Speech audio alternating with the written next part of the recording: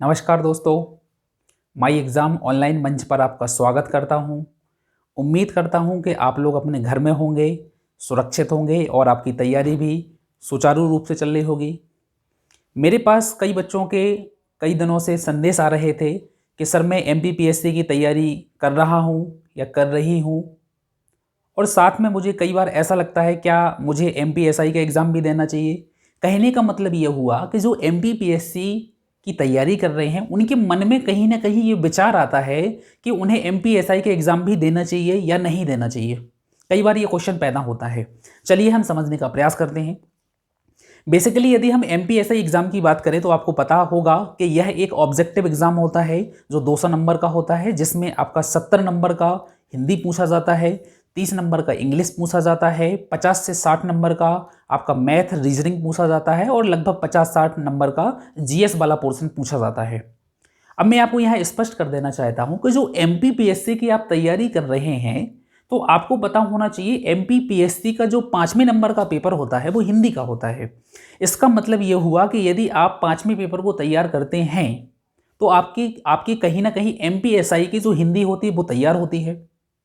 थोड़ा बहुत एक दो टॉपिक आपको हो सकता है कि एमपीएसआई के लिए कुछ ज़्यादा तैयार करना पड़े, जैसे रस हुआ, छंद हुआ। ये टॉपिक आपके एमपीपीएससी के सिलेबस में नहीं लिखे हुए हैं, लेकिन आपको एमपीएसआई के लिए तैयार करना पड़ेंगे। फिर भी यदि हम बात करें तो हिंदी का जो एमपीपीएससी का और एमपीएसआई का सिलेबस होता है उसमें खास कोई अंतर नहीं होता है, लगभग बराबर ही होता है। एक दो लेसन का केवल अंतर पैदा होता है और लगभग उसमें समानता होती है। मतलब कहने का मतलब ये हुआ है कि यदि आप एमपीपीएससी एग्जाम की तैयारी कर रहे हैं तो यदि आप हिंदी विषय को तैयार करते हैं तो निश्चित रूप से आपकी एमपीएसआई एग्जाम के लिए भी हिंदी लगभग लगभग 95% तैयार हो जाती है। क्लियर हो गया है। इसके बाद जब हम आगे बढ़ते हैं तो अब जब आप हिंदी की तैयारी करते हैं एमपीपीएससी एग्जाम के लिए तो निश्चित रूप से हिंदी के पेपर में ट्रांसलेशन वाला पोर्शन भी होता है, और आपको ट्रांसलेशन सीखने के लिए आपको टेंस वगैरह सारी चीज़ें सीखना होती हैं। मतलब आपको बेसिक इंग्लिश सीखना पड़ती है। और जब आप एमपीपीएससी का जो हिंदी विषय का पेपर होता है, हिंदी विषय में जो ट्रांसलेशन आता है हिंदी से इंग्लिश और इंग्लिश से हिंदी, तो इसके लिए आपको इंग्लिश की बुनियादी अवधारणाओं को समझना होता है। और यदि हम बात करें कि यदि आप एमपीपीएससी के लिए मतलब 5वें पेपर के जो ट्रांसलेशन वाला पोर्शन होता है उसको सॉल्व करने के लिए यदि आप इंग्लिश की बुनियादी अवधारणाओं को समझते हैं, और आपको समझना ही पड़ती हैं, तो ये जो बुनियादी अवधारणाएं होती हैं इससे आपको क्या फ़ायदा मिलता है कि आप ट्रांसलेशन बहुत आसानी से कर पाते हैं। अब यदि हम एमपीएसआई की बात करें तो कहीं ना कहीं एमपीएसआई में 30 मार्क्स का वेटेज होता है, और ये 30 मार्क्स का वेटेज आपके लिए निश्चित रूप से बहुत सिलेक्शन के लिए सहायक भी होता है। तो यदि हम बात करें कि एमपीएसआई और एमपीपीएससी का जो सिलेबस होता है क्या वो लगभग एक ही होता है इंग्लिश का, तो मैं यहाँ स्पष्ट कर देना चाहता हूँ कि एमपीपीएससी में डायरेक्ट इंग्लिश नहीं पूछी जाती है। यद्यपि इंग्लिश की आपको ज़रूरत पड़ती है। कहाँ पड़ती है मैंने आपको बताया हुआ है, हिंदी का जो 5वां पेपर होता है वहाँ इंग्लिश की आपको आवश्यकता पड़ती है। अब जब आप इंग्लिश को आप पढ़ेंगे, हिंदी में जो आपको ट्रांसलेशन वाला पोर्शन तैयार करना है उसके लिए आपको इंग्लिश पढ़ना पड़ेगी, और जब आप उसके लिए इंग्लिश पढ़ेंगे तो कहीं ना कहीं आपकी एमपीएसआई की जो इंग्लिश होती है कुछ हद तक तैयार हो जाती है।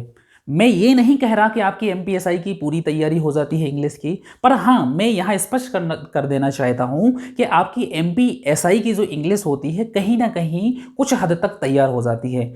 और यदि आप थोड़ा बहुत और तैयारी कर लेते हैं तो आपकी इंग्लिश तैयार हो जाएगा, बहुत आसानी से तैयार हो जाएगा।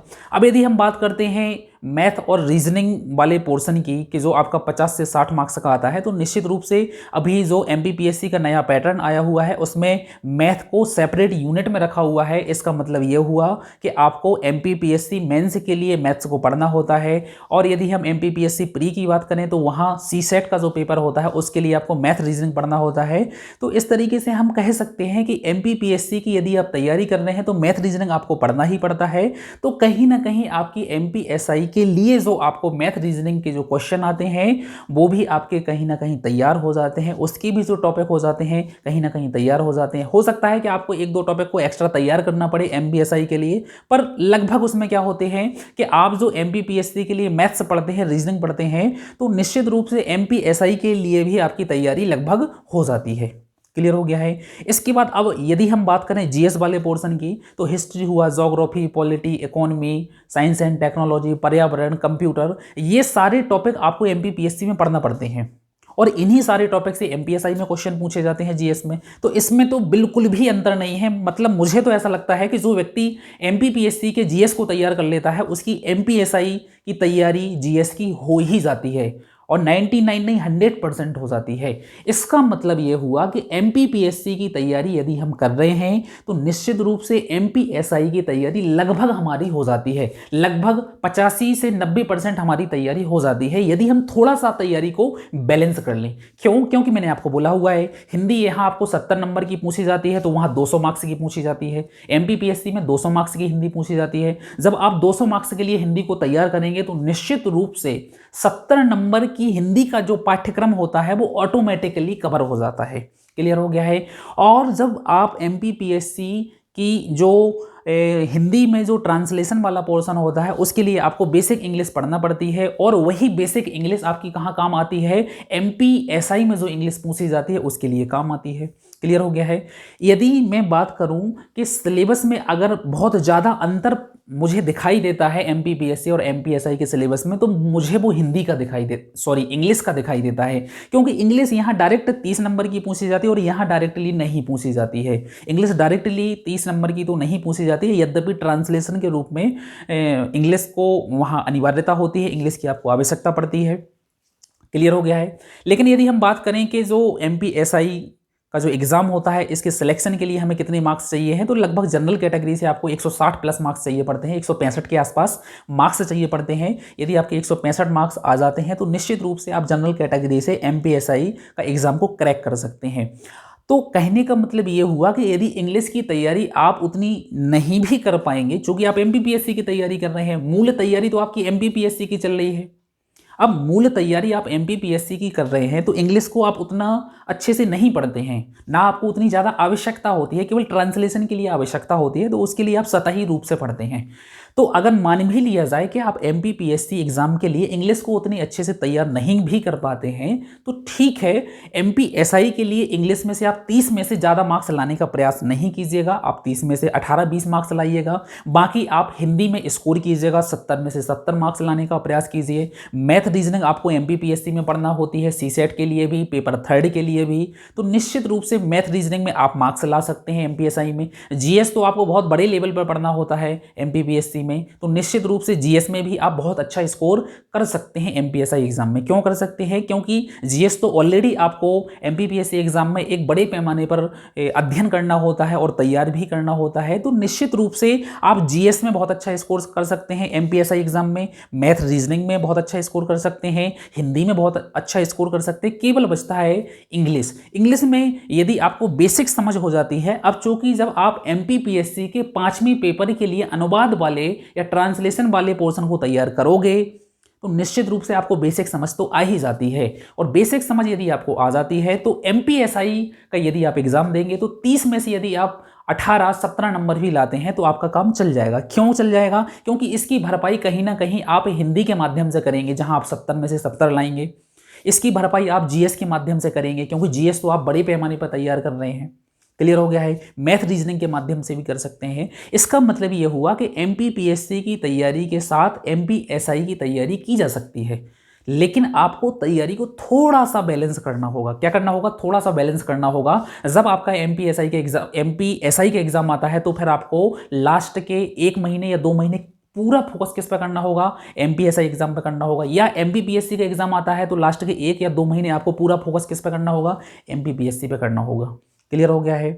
कोई डाउट तो नहीं है? मुझे उम्मीद है कि एमपीपीएससी की तैयारी एमपीएसआई के साथ किस तरीके से की जा सकती है, या एमपीएसआई की तैयारी एमपीपीएससी एग्जाम के साथ कैसे की जा सकती है, दोनों को तुलनात्मक रूप से यदि देखा जाए तो एमपीपीएससी का जो एग्ज़ाम होता है इससे आप डिप्टी कलेक्टर, डीएसपी, नायब तहसीलदार, कॉमर्शियल टैक्स इंस्पेक्टर इत्यादि बनते हैं, और यहाँ से आप क्या बनते हैं? सब इंस्पेक्टर बनते हैं। मतलब आपके कंधे पर 2 स्टार लग जाते हैं। अब मैं आपको यहाँ एक बात, बहुत जरूरी बात स्पष्ट करने वाला हूँ कि जो एमपीएसआई का एग्ज़ाम होता है निश्चित रूप से आपकी एक बहुत अच्छी पोस्ट होती है, आपके कंधे पर 2 स्टार लगते हैं, आपकी 36 से 37,000 सैलरी होती है, आपका ग्रेड पे 3600 होता है, तो निश्चित तौर पर ये जो आपका एग्जाम होता है एमपीएसआई या जो एमपीएसआई की जो पोस्ट होती है, निश्चित रूप से ये एमपीपीएससी की पोस्ट के समकक्ष ही होती है। वो बात अलग है कि एमपीएसआई का एग्जाम एमपीपीएससी कंडक्ट नहीं कराती है या एमपीपीएससी में जो पोस्ट होती है उसमें एमपीएसआई को शामिल नहीं किया जाता है, वो बात अलग है। किंतु यदि हम बात करें तो एमपीएसआई की जो पोस्ट होती है निश्चित रूप से लगभग जो एमपीपीएससी के ग्रेड 3 की पोस्ट होती है उसके बराबर ही होती हैं। क्लियर हो गया है। हम उसकी सैलरी वाइज देखें और उसकी मतलब किसी भी दृष्टिकोण से हम देखते हैं तो उसमें समकक्षता हमें दिखाई देती है। और यदि हम बात करें तो एमपीएसआई का जो एग्जाम होता है वो एमपीपीएससी की तुलना में क्रैक करना आसान होता है। क्यों होता है? क्योंकि आपको एमपीएसआई में केवल एक ही एग्जाम को निकालना होता है और वो भी ऑब्जेक्टिव एग्जाम होता है। लेकिन एमपीपीएससी में आपको क्या करना होता है? प्री भी निकालना होता है, मेंस भी निकालना होता है और इसके बाद तो इंटरव्यू भी होता है हालांकि। लेकिन आपको एक चीज़ का ध्यान रखना है कि यदि आप एमपीपीएससी और एमपीएसआई की साथ में तैयारी कर रहे हैं तो इसमें कोई बुराई नहीं है, बस आपको तैयारी को थोड़ा सा बैलेंस करना पड़ेगा। और यदि आपकी एमपीएसआई में सिलेक्शन हो जाता है तो निश्चित रूप से मुझे तो ऐसा लगता है कि आपको ज्वाइन करना चाहिए, उसमें कोई बुराई नहीं है क्योंकि बहुत अच्छी पोस्ट है। मुझे ऐसा लगता है कि एमपीपीएससी के बाद अगर मध्य प्रदेश में सबसे अच्छी कोई पोस्ट है जिसको सरलता से प्राप्त किया जा सकता है उसी में एमपीएसआई ही मानता हूं। क्यों मानता हूं? इसलिए मानता हूं क्योंकि जहां आपको एमपीपीएससी में पोस्ट प्राप्त करने के लिए आपको प्री मेंस इंटरव्यू को क्वालिफाई करना होता है, वहीं आपको एमपीएसआई में केवल एक एग्जाम को क्वालिफाई करना पड़ता है और वो भी ऑब्जेक्टिव एग्जाम होता है। आपको पता होना चाहिए एमपीपीएससी और एमपीएसआई एग्जाम में जो जमीन और आसमान का अंतर जो हमें दिखाई देता है वो किस कारण से दिखाई देता है? वो इस कारण से दिखाई देता है कि चूंकि आपको एमपीपीएससी एग्जाम में मेंस में लिखना होता है, इस कारण से एमपीपीएससी एग्जाम की जो मतलब नेचर होता है वो क्या हो जाता है? कठिन हो जाता है एमपीएसआई एग्जाम की तुलना में। क्लियर हो गया है? तो मुझे उम्मीद है कि जो आज का हमारा डिस्कशन का टॉपिक था निश्चित रूप से आपको समझ में आया होगा। कोई भी डाउट होता है तो आप मुझे कमेंट सेक्शन के माध्यम से या व्हाट्सएप फेसबुक के माध्यम से आप मुझे संदेश भेज सकते हैं। निश्चित रूप से आपकी समस्याओं का समाधान संक्षिप्त वीडियोज के माध्यम से यूट्यूब पर ही मैं प्रस्तुत करने का प्रयास करूंगा। धन्यवाद और आप सभी को ढेर सारी शुभकामनाएं।